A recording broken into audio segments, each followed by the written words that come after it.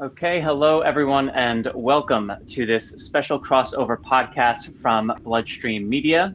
I'm BloodStream Media podcast host Patrick James Lynch, joined today by Dr. Ahmar Zaidi from the Comprehensive Sickle Cell Center at the Children's Hospital of Michigan and the co-host of Cheat Codes, a sickle cell podcast. We're joined by two excellent guests, André Marcel Harris, a sickle cell and rare disease advocate and the founder of a group called Black Men in Social Work, and Phillip Okwo, a finance professional who served as a volunteer or board member with various sickle cell organizations for over 20 years. On May 25th, a 46-year-old Minneapolis man named George Floyd was killed by police officer Derek Chauvin after a nearly 9-minute period, as Chauvin literally choked the life out of Mr. Floyd using his knee, with Mr. Floyd laid pinned on the ground. In spite of policies requiring otherwise, the three additional officers did not intervene. After immediate delay and in response to intense pressure, all four officers have now been charged, Chauvin with second-degree murder, third-degree murder, and second-degree manslaughter.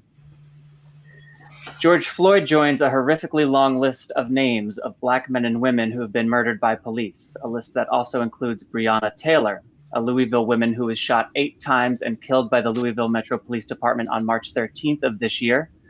We're recording this conversation on June 5th on what would have been Breonna's 27th birthday.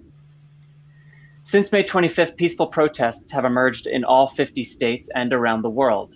At the same time, video capturing police violence and abuse have flooded social media, leading to numerous arrests, firings, and moves of solidarity by local mayors and police leadership. There have also been riots and outbursts from anti-fascist movements and other bad actors, enabling the federal focus to be on property damage and fear-mongering as justification for calling in the National Guard. Right now, according to reports from Crooked Media, there are more active National Guard members in U.S. cities than there are military forces active in Saudi Arabia, Iraq, and Afghanistan. The peaceful protests demanding an end to police violence and murder continue. Ahmar, I know that we will be talking about sickle cell in part. I wish that we were speaking predominantly about sickle cell today, but unfortunately we're here for a very necessary, much larger conversation. Yeah, I mean, first of all, thank you for giving us some time on this platform to discuss this immensely important issue. I really think that conversations surrounding what's going on in this country right now is a step in the right direction. Honest, open communication with individuals who are well-versed and very aware of the history of the Black community in this country, sort of compounded by their own battle with a chronic disease. I think that perspective for us is going to be really important. So when we started sort of conceptualizing this Facebook Live, immediately I thought of two individuals who I have had the sort of fortune of crossing paths with in my life because I draw inspiration from them. I remember our conversations, even though they were brief and not as frequent as I would like. I draw back to those conversations I had with these two individuals, being Phillip and André, and I thought of them immediately because this is the time to listen to the Black community. This is the time to give the Black community our attention and give them a platform where they can help us help them. So I, Patrick, if it's okay with you, I want to jump into this conversation so that. Please, yeah, go right ahead. Okay, awesome. Well, André and Phillip, I thank you so much for taking time out of your day to do this with us, man. We really appreciate you guys. Thank you for having us. Of course, man. I want to jump right into it. Of course, racism in America, unfortunately, particularly regarding the Black community, this is like a 400-year-old problem. And it's not something that we can cover in 1 hour of a Facebook Live. But I want to sort of start by talking about the history of racism in this country and sort of have you guys tell that story to us. So I'm gonna kick it to you, Phil, and just get us started on a little bit. Lay the context of how we ended up with sort of with today? What got us here? Sure. Well, last year, 2019, was celebrated in Ghana and other parts of West Africa as the year of the return. It marked 400 years from when the first slaves were, taken on the transatlantic slave trade. And so most people are very familiar with the slavery aspect of that story, whether you're American or not. But I think what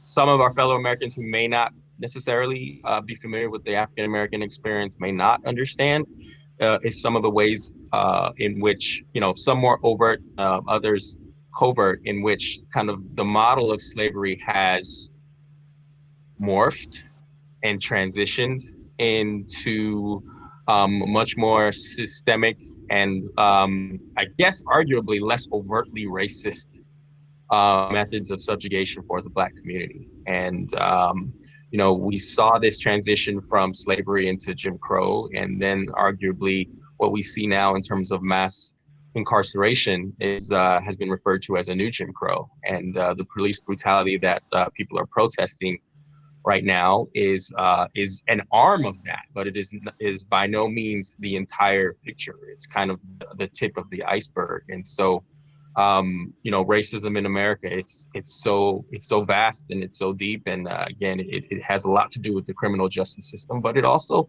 has a lot to do with the economic opportunities or lack thereof for the African American community, and some of the methods in which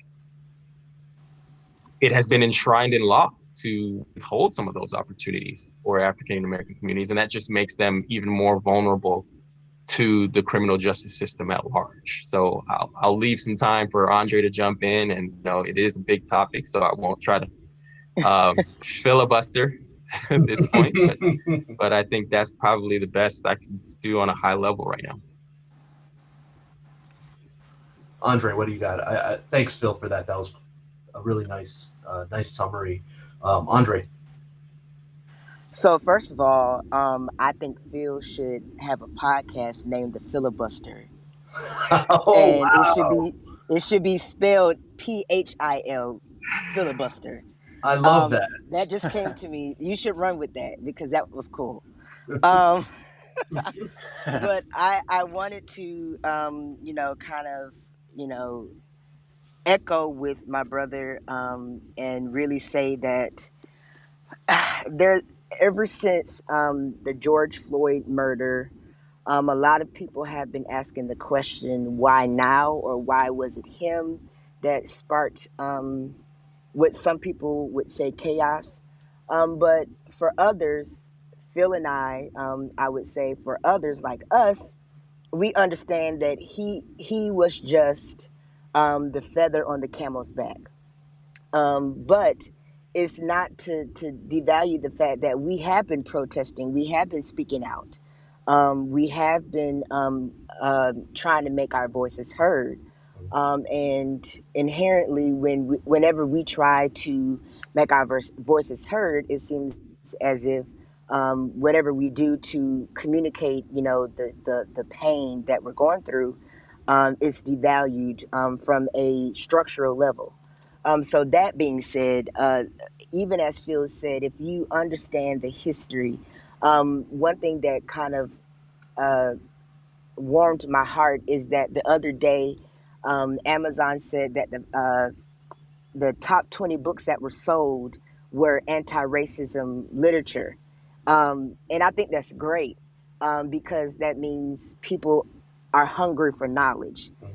People are hungry to understand what can they do to dismantle this system of racism, and to further expand the point. So one thing that people really don't understand, because it's not taught in our curriculum in public schools, and I doubt it's taught in any private or charter school system, but even in the late 1800s and the early 1900s, when we think about redlining and gerrymandering even, and we talk about redistricting and We talk about all of the ways that African Americans were kept out of white communities Right.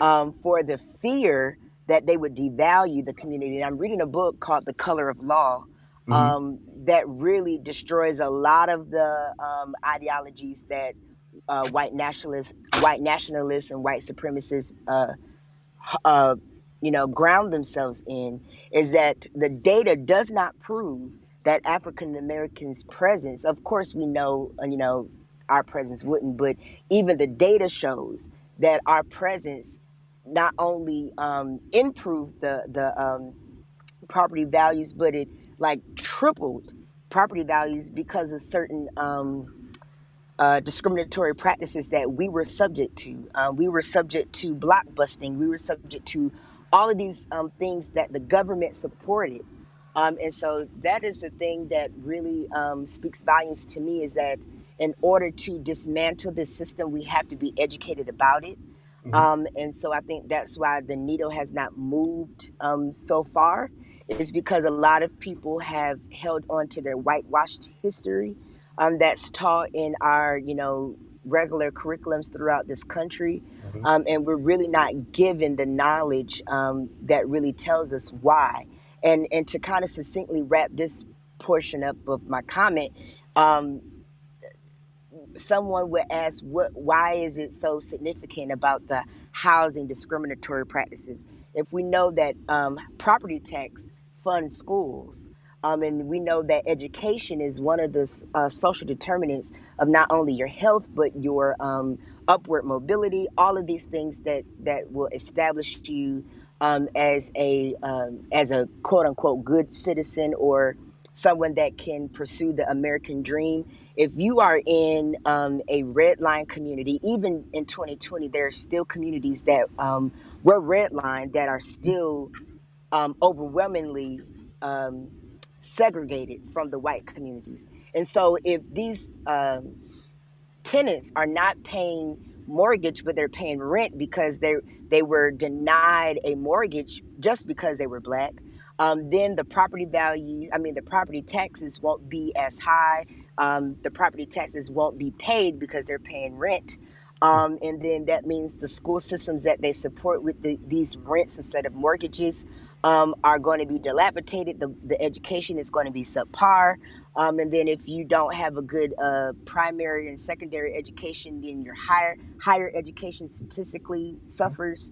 And then if you don't get a good degree, then you won't have a good chance at a good job. And even today, I was listening to Reuters, and they said even a black family who has an advanced degree still has, I think, 3 times less the wealth of a white family that has a high school diploma.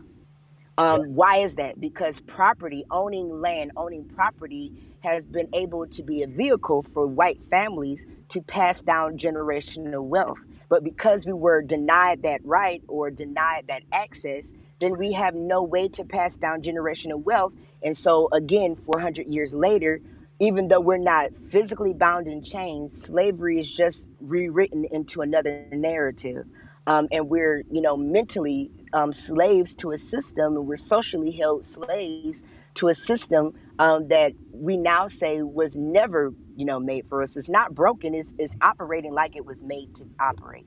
Mhm. So in order to fix it, we have to totally write and reconstruct the system. And that's such a valid point. This racial wealth gap is so large at this point because of the reasons that you just explained, that this narrative of, if people just worked harder, if they just educated themselves more, they wouldn't be this issue. That's not true, right? We have plenty of people that are working hard, that are getting educated, they're going to college, but for all the reasons you said, they can't overcome that racial wealth gap, right? And it's going to take a lot more than hard work and hustle to overcome a racial wealth gap that has grown over 400 years for those exact reasons. That is a And if I hope yeah, I go ahead, could just interject this real quick. please. I think that kind of speaks to your point. One of my favorite speeches and favorite quotes that Martin Luther King said, and I hate to use him as the token quote person, but he talked about, it's a cruel just to say that a man should pull himself up by the bootstraps, at first, paraphrasing, first of all, they have no boots. So people are expecting African Americans and even other people of color to pull themselves up by the bootstraps when they are shoeless. So Yeah, no, it's impossible. fair. It's a cruel jest to expect us to pull ourselves up by our bootstraps. Yeah, no, that's so true, man. That's so true. Phil, when you look at this in the context of history, that context that you laid down for us, this point that we're at in America in 2020, where do you see this in 20 years, in 50 years, in 100 years, when people look back at 2020? What could this point in time be for Black history in America when we're writing history books in 2050? That's a great question. And I think a lot of it is going to have to do with how we come together as a community and respond to this moment. I think that how we got here is certainly the culmination of a series of incidents, as was laid out at the top of this live. And I certainly believe that some of the responses on all sides potentially have been accelerated by the anxiety of the pandemic that we're living through. And I heard it recently said that perhaps we might need a return to the village of Africa, by which I mean, it was meant that we should try to find healing in the sense of our community. And so, the Black community has certainly, through a kind of spiritual expression, we've had that, but I think even on a broader kind of mental health and a nurturing of our voice through forums like this, come together to find modes of expression where even if the broader American public doesn't necessarily understand our point of view or welcome our point of view, we can somehow find a way to heal and to rise amongst our own, the collective of the African American community. And I think some of the approaches, there's certainly some new skill sets that'll be required from that. New approaches, new perspectives. But I'd like to think that, 10, 15, 20 years from now, we as a community decided that there are certain things that we must do for ourselves,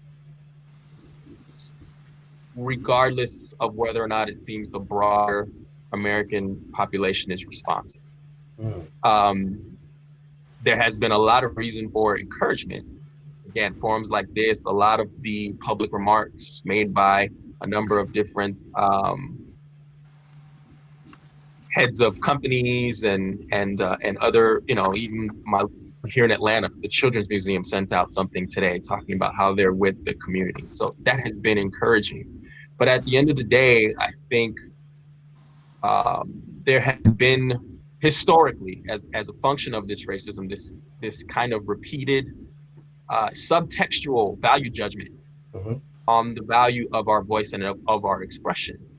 And in as much as the total systemic racism in the United States has been kind of a game of inches, it's not just the police brutality, that's the most visible expression, but it's, again, all these little maneuvers here and there, both within the law and outside of the law.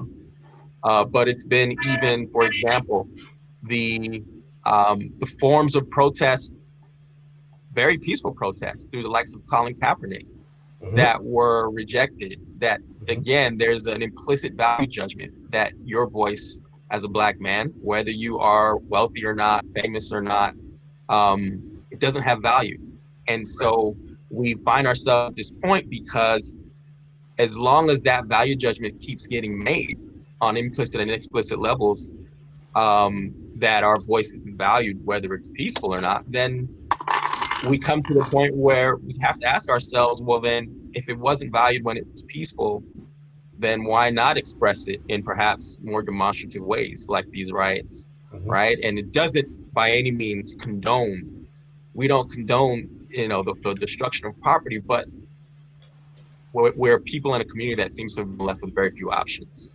So for sure. So for me, I mean, as I have through my work with sickle cell disease, I have really entrenched myself with friends who are Black, both patients, providers, advocates, things like this. I as a minority myself, a minority that has the sort of has come they came to this country in a situation where Black people had fought for minority rights already.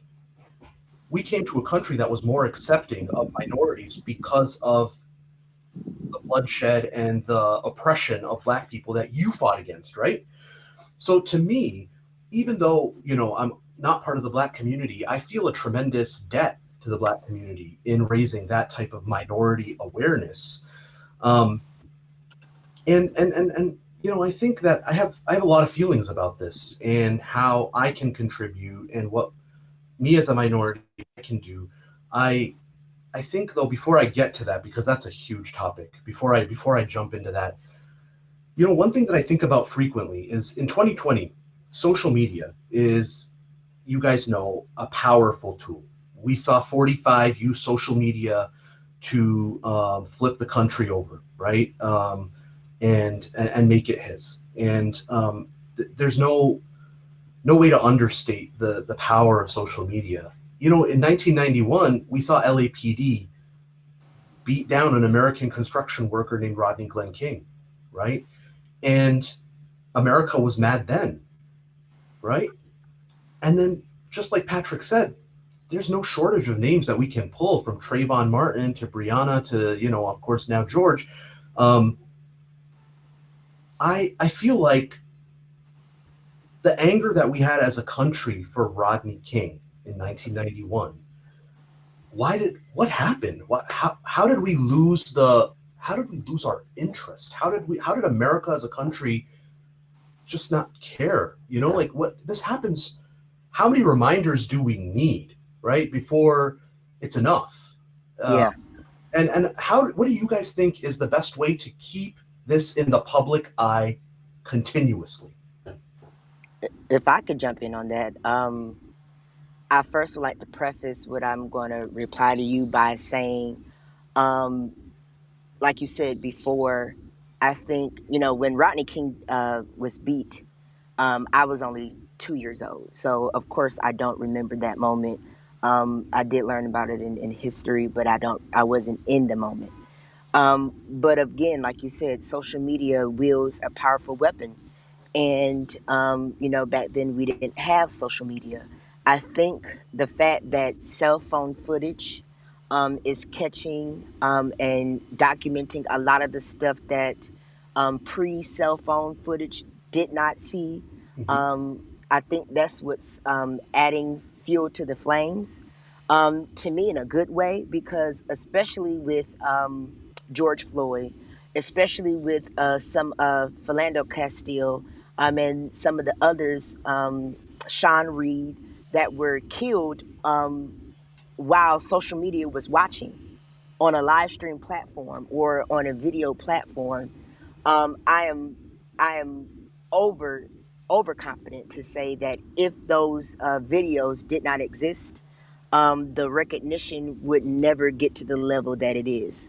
And even with Philando Castile and others, even though it was the revolution, so to speak, was televised, the justice still was not actualized. And that's the sad part to me, is that even if we had video proof, that still doesn't seem to be enough.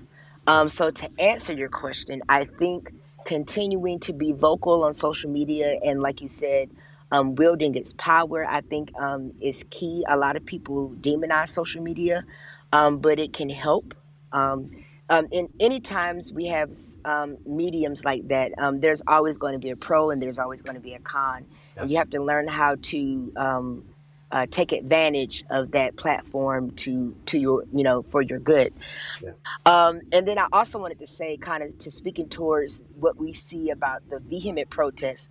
Like Phil said, I think COVID-19 is also another match that was lit, that kind of spread the flames, because we were already on in about the racial injustice that we saw just with COVID-19, just with the health disparities we saw. So when more people, Ahmaud Arbery and Breonna Taylor had died months before most people even knew about it. And I think that honestly added a lot of tension as well, because we felt like this should have been something the media covered, to keep us informed. And to kind of wrap up what I'm saying is, I think one thing is to hold the media accountable as well. Because what really grinds my gears is when we protest. Most of the time, they are peaceful. Most of the time, they are very platonic.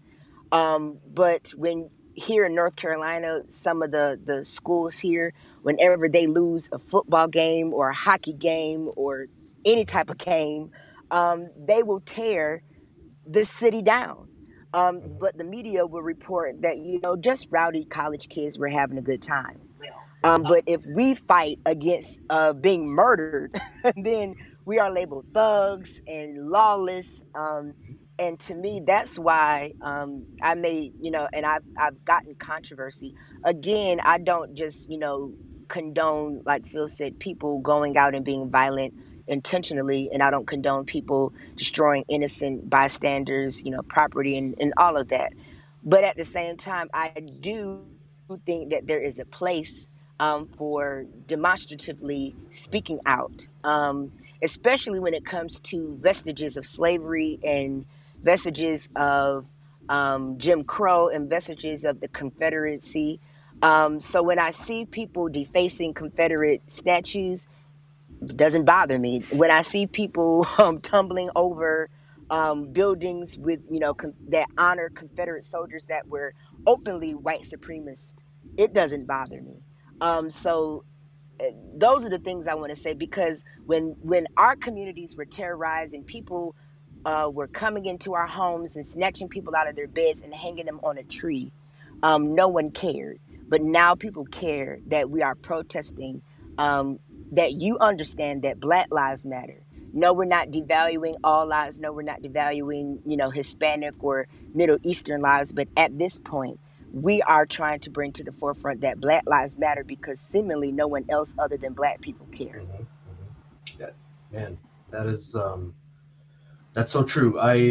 Yeah, this all lives matter thing is bothering me too, because I don't know, man. Someone recently told me, like, if someone's grandma died, you wouldn't roll up to the funeral and be like, "But all grandmas matter."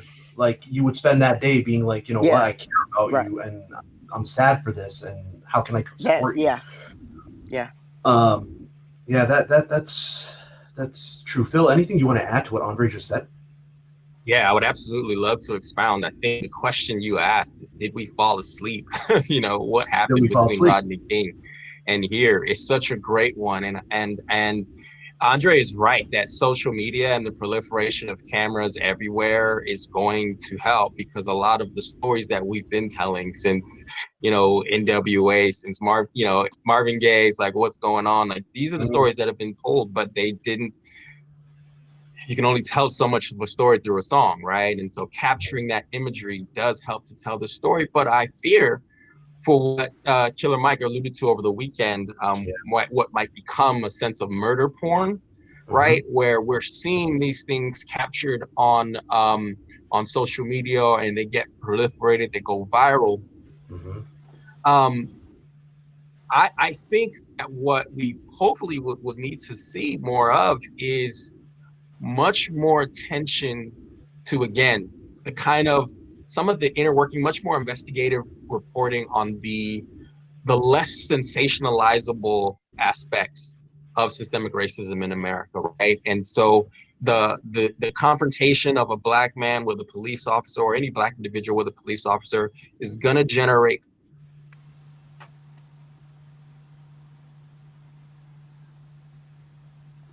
Oh, I think The only time we talk about this, it shouldn't be the only time it gets reported on the news.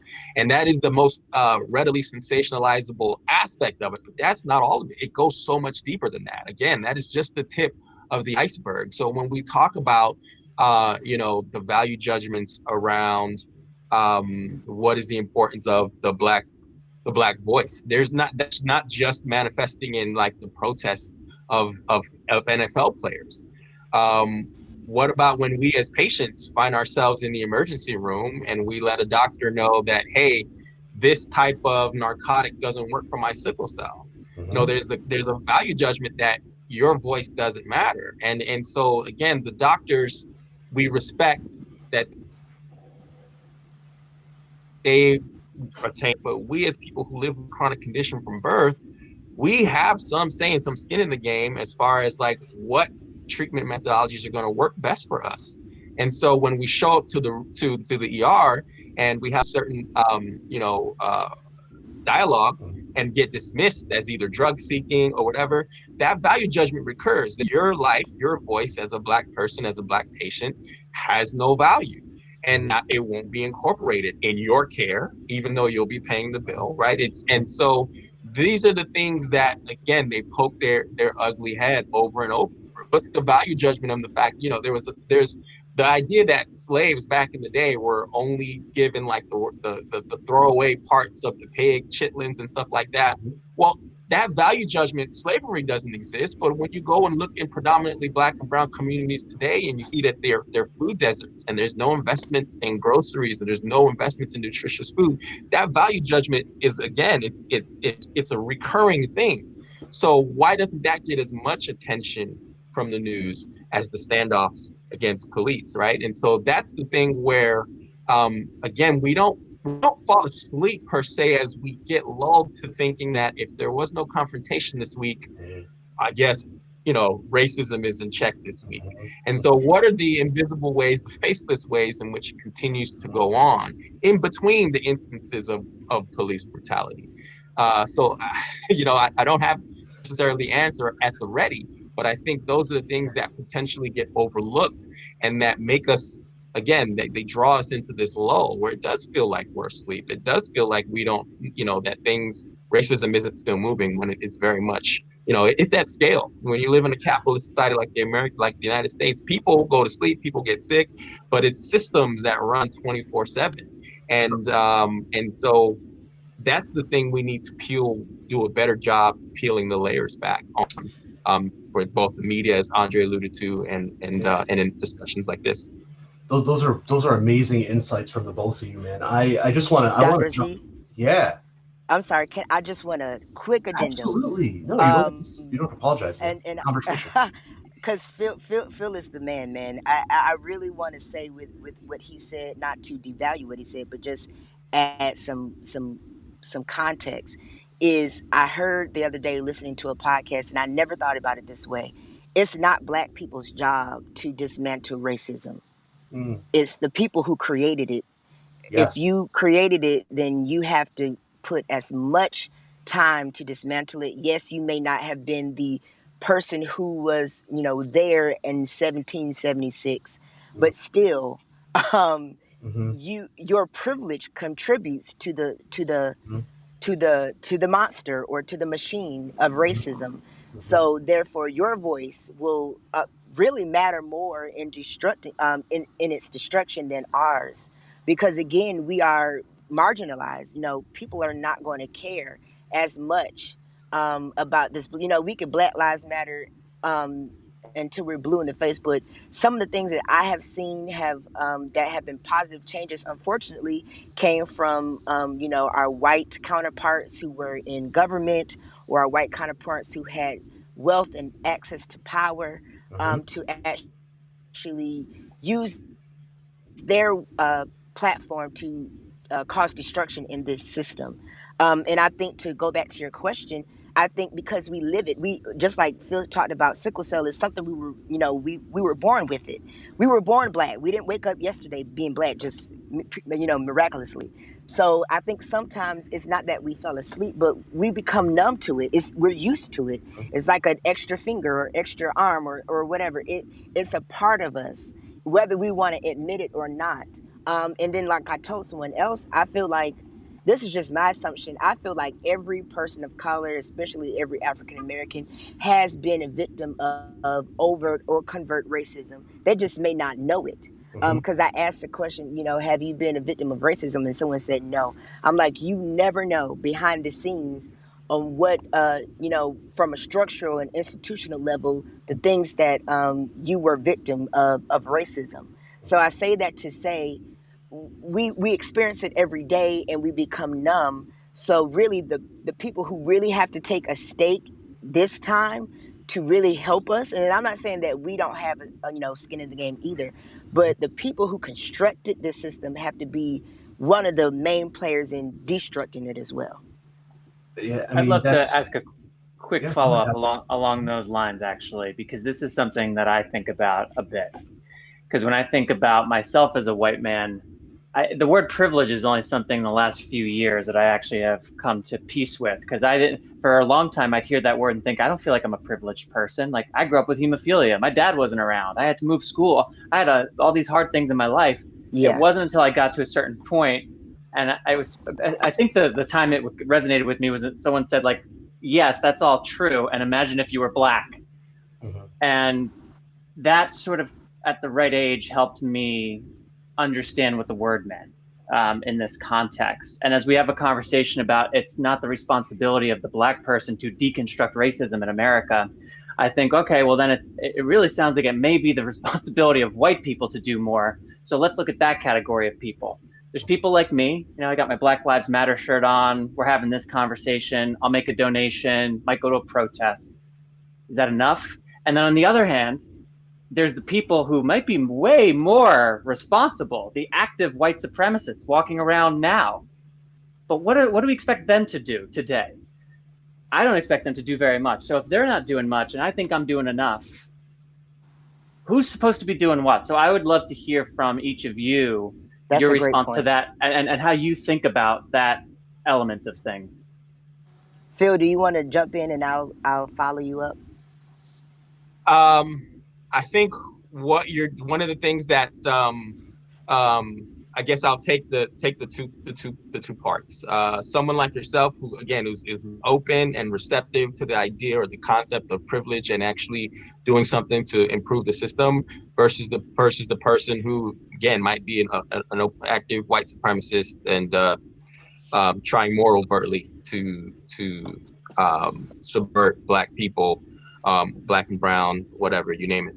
I think for would-be allies like yourself, one of the best things that you can do is continue to in forums like this, again, that where the value judgment, the value statement, the subtext here is that your voice matters. We want to hear from you. It's such a small thing, but it is a big thing, because we're constantly competing against, we're constantly running up against a society and a system at large that tells us that our voice doesn't matter, right? So this is a good place to start. So kudos to that already. I think one of the things that you can continue to do as an ally is to have those difficult conversations when we aren't necessarily in the room, right? With the folks that they are maybe the more active white supremacists or the more ignorant, but my general opinion on that type of ignorance is that it's a function of the stories that people have heard about us as a community. And so if you grow up with those kinds of views, odds are these were views that you heard in your family or in your immediate community, and less likely that you actually interacted with somebody to come, of that culture to come to those views. This is like, it's like the Chinese water torture. It's marketing. It's basically the concept of marketing. And so if the stories that get told about the Black community are what you see on Cops and what you see, on The Wire, then you're going to come up to get with certain views. And so it's hard for me, as much as distasteful as those views are, for me as a person on the receiving end of that, like I get it. I don't want to make a pass for it. I get it, but it's a reflection of ignorance, and it's a reflection of how the society at large tells stories about us as a people from a specific angle. And so what allies like you can do is have those conversations, dispel that ignorance when we're not in the room, but again, continue to make avenues and make forums where we can tell our stories and represent ourselves in the way that we actually truly are.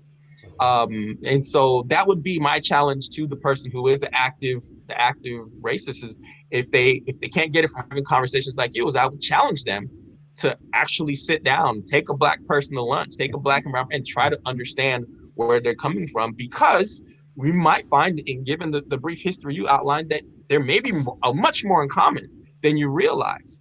And that's the first step is just a bit of empathy. And you know, how does empathy scale? Again, it's partially through the right storytelling. It's partially through amplifying the voice of those who are otherwise marginalized. But those would be the two places I'd say we could start. And I'm sure André would have a lot of great additions to that. Yeah, so Phil, you were spot on with what I was going to say to answer your question. I think, first of all, the very explicit, white supremacist, white nationalists that really supports the idea of segregation and slavery, and they were, they have roots in the Confederate South and all of these things. Those type of people who are still today on police forces or in positions of power to do us harm, not probably, like come out and lynch us, but they may do us harm, like Phil said, behind a closed door in a boardroom. I think those people aren't really, sadly, I just think those people, it would be harder or even impossible to really change their mind about the situation. That could be debatable. However, one thing for people like you, like Phil said, in those behind those closed doors and in those boardrooms, I think this would be a great story to kind of to prove my point. I tried to challenge myself in reading, and I joined Oprah's book club to do that. And so a couple of months ago, she chose a book called American Dirt. And it's if you didn't hear about it, it's a book that was written by a non Latina about a Mexican and a Mexican family basically immigrating into the United States from Mexico to escape cartel violence and all of this stuff. There was a huge uproar about the book itself. Oprah had the writer and she had the publishing company on her particular show to talk about the book.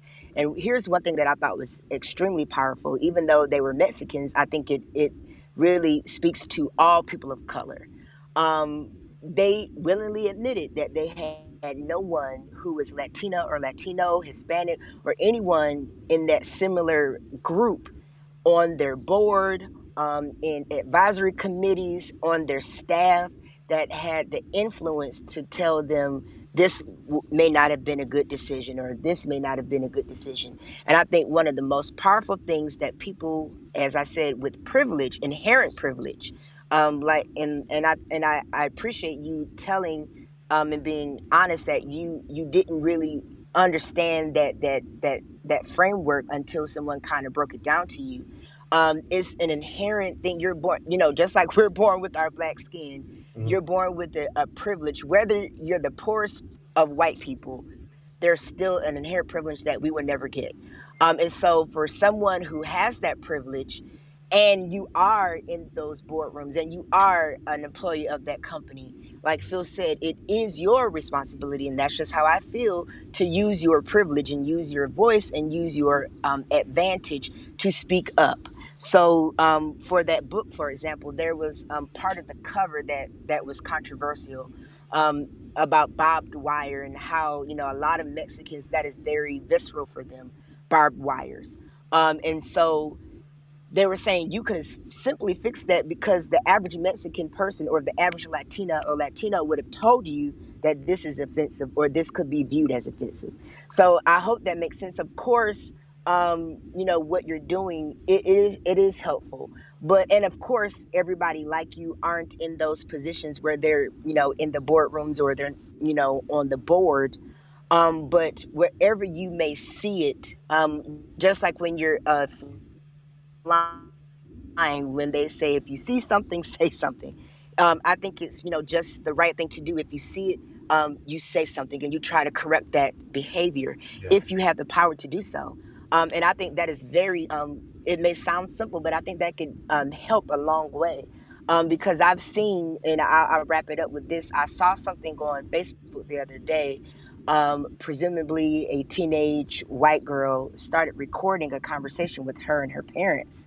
And her parents were basically saying how black people will never amount to anything. Basically, I'm, paraphrasing, how black people are just ghetto. They live in ghettos and they were born, they were basically destined to be ghetto.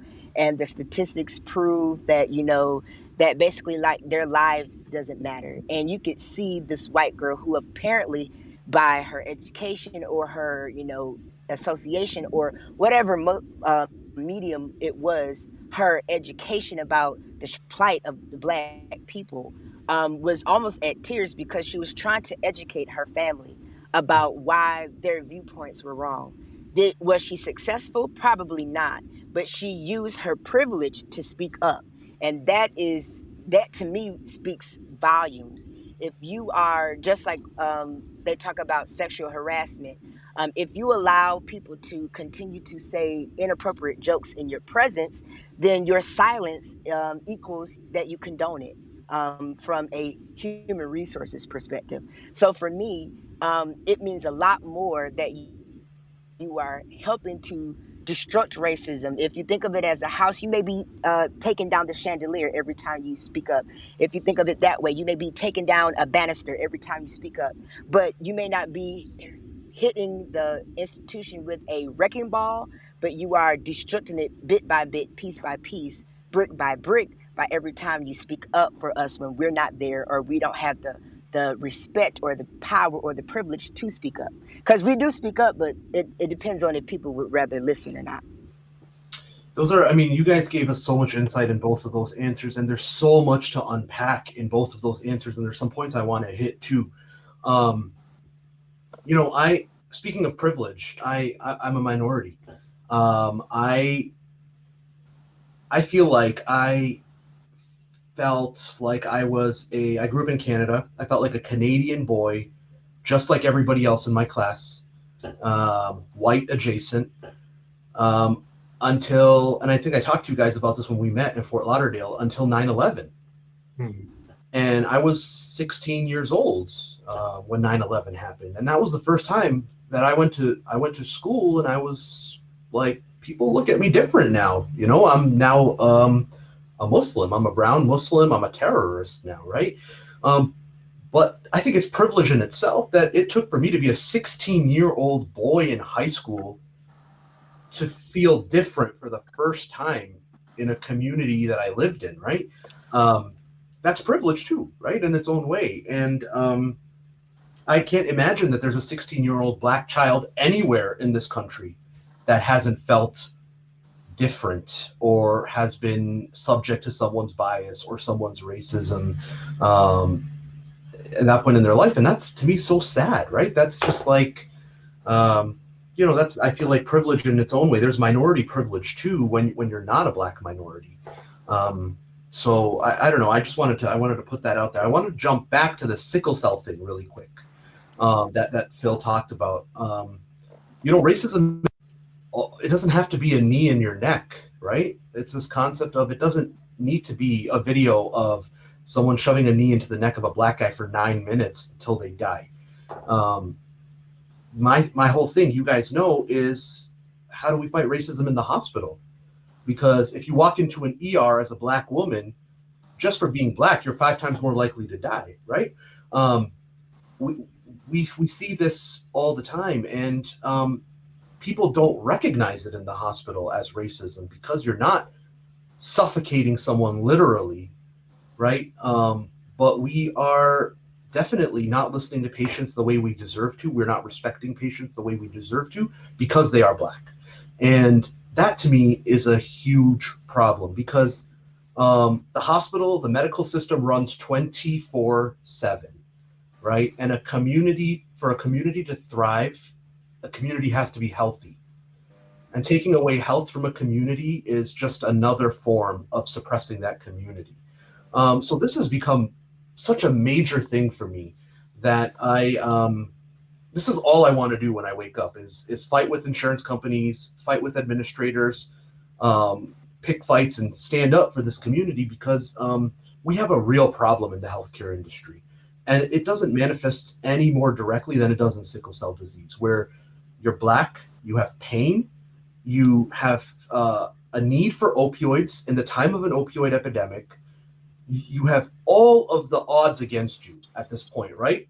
Race, a pain condition, a chronic condition, a healthcare system that's biased and racist, a policy-making system that makes reimbursement difficult. You have a medical institution that's teaching doctors in a sort of in a filter that doesn't include empathy for minorities and Black people. So you guys as sickle cell folks are really against. You really have it the hardest. I have to say it's very, very challenging seeing it as a physician. I can't even imagine how it is seeing it as a patient. I want to hear a little bit more about that from you guys, though. Tell me about racism in the hospital. Tell me about. I know. It's every visit, right? You can't go through every visit, but I mean, what can we do as healthcare providers to start making things better for you? I mean, how do we fix this? Because for me, this is the place where I can make an effect and I want to make an effect, but it requires your voices to be amplified in this situation. So tell me a little bit about that. Go ahead, André. I thought you were gonna. So first of all, Dr. Z, I think again, like I said, you have that access to power behind the closed doors that we necessarily don't have. So that's half the battle already. So I think a lot of doctors have to be more mindful of their voice. A lot of you blew up on social media, because of your stance, and I really appreciate that because and not to devalue what you said, a lot of the stuff you said, I said, I'm sure Phil have said on social media for years. But sometimes it takes people in your position, with your education, with your affluence, whatever it may be, to sometimes make an effect. So I really appreciate that you took advantage of your platform and you did it wisely. And I'm sure that because of your willing to be vocal, that there have been changes.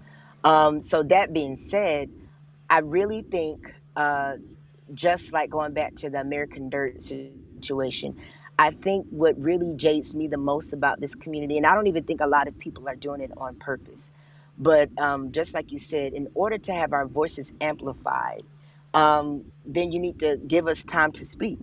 And so I have been a sickle cell, I guess you could say a professional advocate for the past 5 or 6 years now, and I could count one hand, the times where I was actually given just freedom to really speak. Normally, I'm invited on a panel, and they give me 5 minutes. You say, "My name's Andre. I have sickle cell SS," and then pass the mic, and then that's really all I get to say. And that's not really effective. That's not really getting the job done. And I feel like sometimes we could be used as patients to really check the block. Okay, well, we invited the patient just, to save face, to look good for a picture. That's how a lot of us as patients feel. Because when it gets to the nitty gritty, when it gets to going toe to toe with the actual issues, then people, it seems, just from my perspective, seems to shy away from those challenging conversations.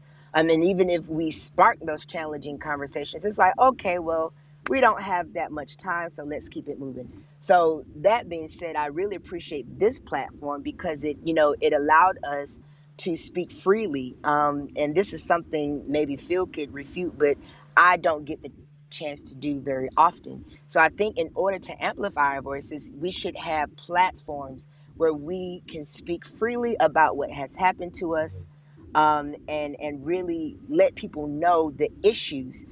Because I've been to certain pharma conventions, I've been to certain, rare disease conventions, and when I had the chance to talk, more than likely it was a comment to somebody else's talk. People always would come up to me and say, "Oh my God, I did not know this existed, or I did not know this was happening. And because you said something, it opened our eyes. And can you consult with our company, or can you, review this or review that?" And those were the times where I felt like my voice was most effective. Mhm. So there has to be a way where the medical community can, do more town halls. I think if you have sickle cell patients, especially like places where I live, where it's a huge sickle cell population here, but the provider resources are bare to none.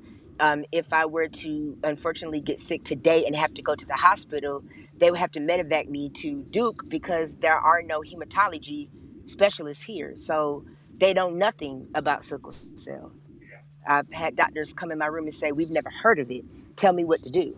And so, if we're in those kind of situations, to me, like I said before, I think it's upon the hospitals, the providers, to provide a platform, to have a town hall, to hear our voices, do something where we could share what we think can improve the system. Um, Mhm. and so, I think that is the biggest thing. Secondly, I just think patients need to start suing.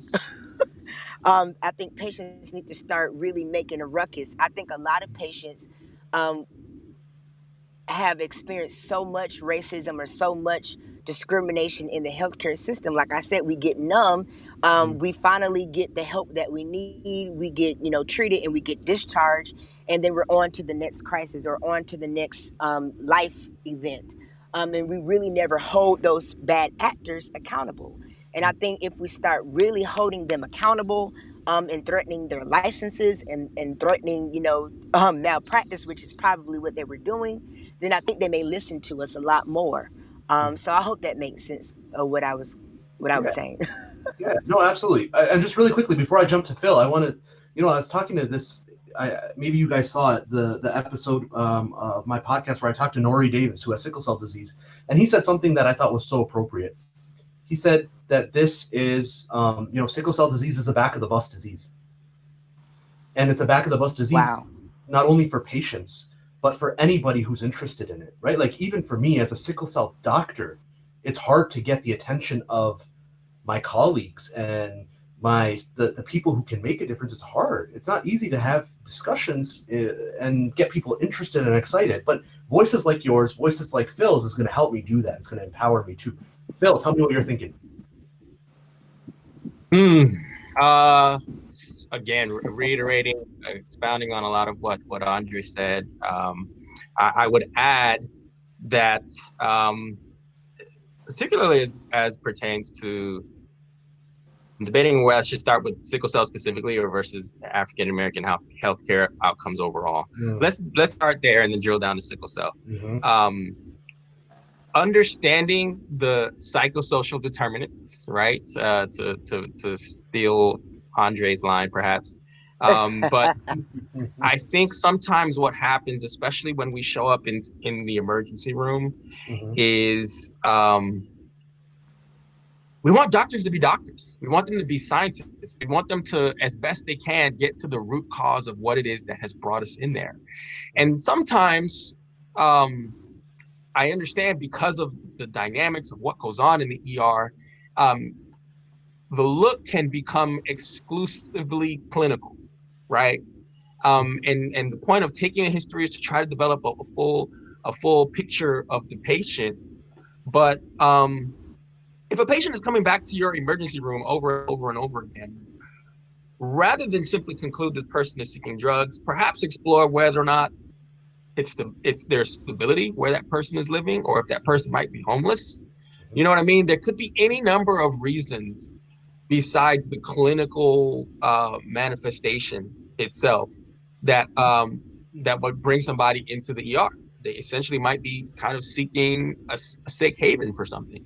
Again, alluding to the psychosocial determinants, there's research that suggests that with in sickle cell patients in particular, that when there are instances of depression and anxiety, these things can trigger greater severity of sickle cell complications.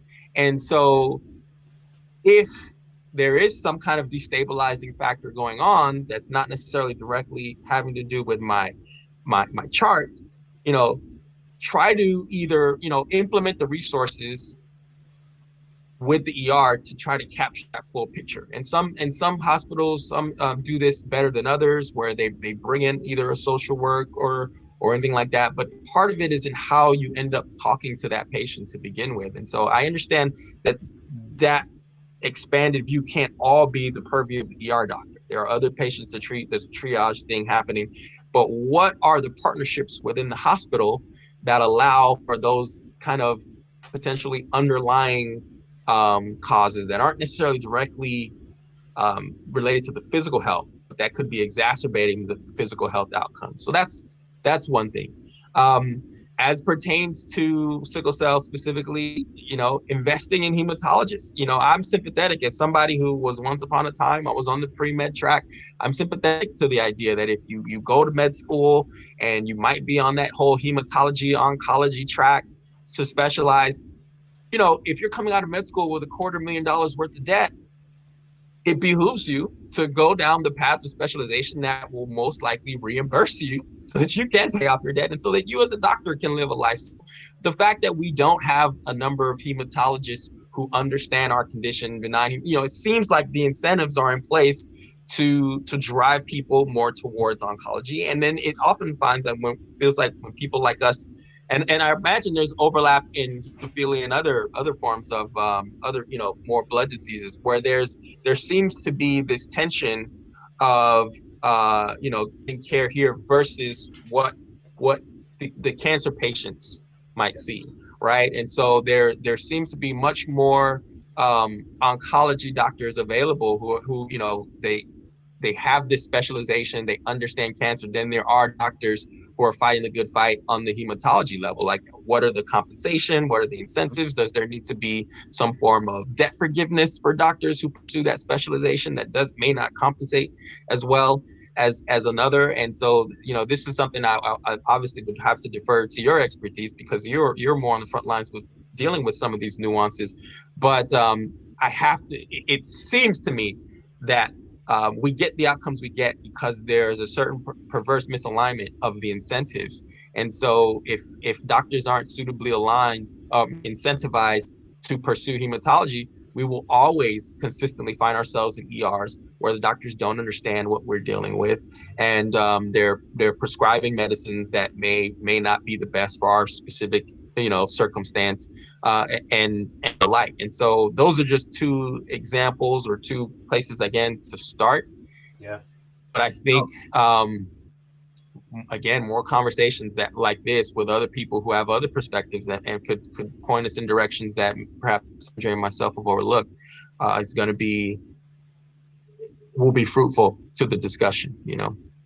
That's very insightful, Phil, man. I totally agree with you. We have such a provider issue in sickle cell disease, to the point that I'm a pediatric sickle cell physician, and I can't transition. I can't graduate my pediatric patients to the adult side because I don't have a hematologist to transition them to. So me saying, all right, you're done being peds, good luck, is me saying, I'm going to triple your chance of dying by 3 or 4 times because I'm going to send you out there. There's no one to take care of you. So now I'm just seeing patients older and older because I don't have a choice.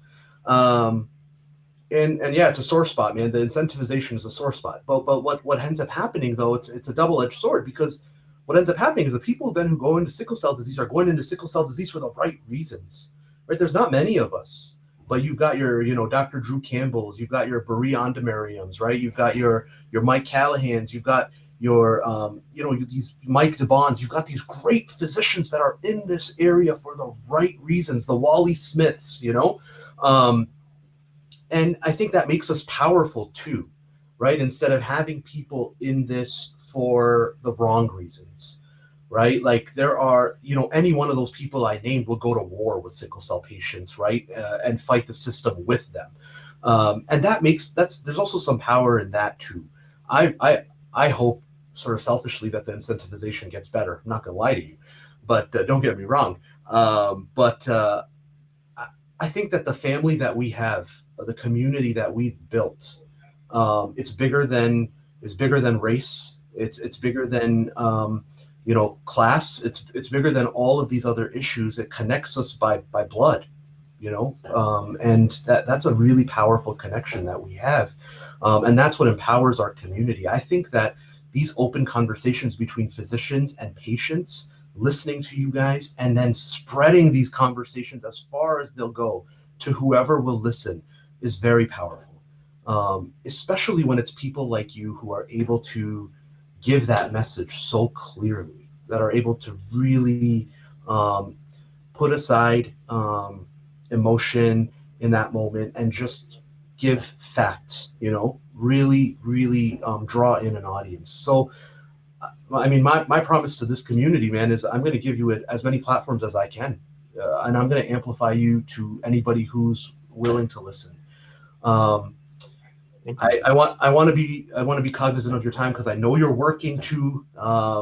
So as we're finishing this up, man, I just want to give you a chance to give us some closing thoughts here, and I know you've said so much here, but just give us some closing thoughts and give us something to reflect on, for us to think about as we continue through this, what I think is like an inflection point on how this country is going to look going forward. Just give us some closing thoughts.